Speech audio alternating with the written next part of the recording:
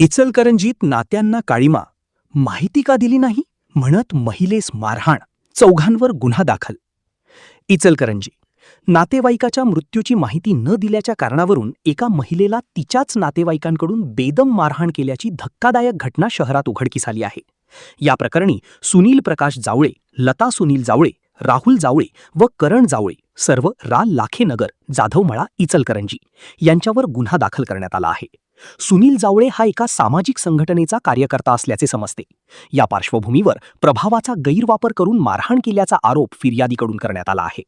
ही घटना 2 मे रोजी सकाळी 11:30च्या सुमारास घडली. फिर्यादी कमल लाखे यांच्या चुलत सासूचे निधन झाले होते. त्यावेळी अंत्यसंस्काराची तयारी सुरू असताना जावळे कुटुंबीय तेथे आले. आम्ही जवळचे नातेवाईक असताना आम्हाला माहिती का दिली नाही असा जाब विचारत त्यांनी वाद घातला. वादाचे रूपांतर मारहाणीत झाले. घटनेनंतर कमल लाखे यांनी इचलकरंजी पोलीस ठाण्यात तक्रार दाखल केली. पोलिसांनी चौघांविरोधात गुन्हा नोंद केला असून पुढील तपास सुरू आहे. भूमी न्यूज प्रतिनिधी मुरलीधर कांबळे, कोल्हापूर.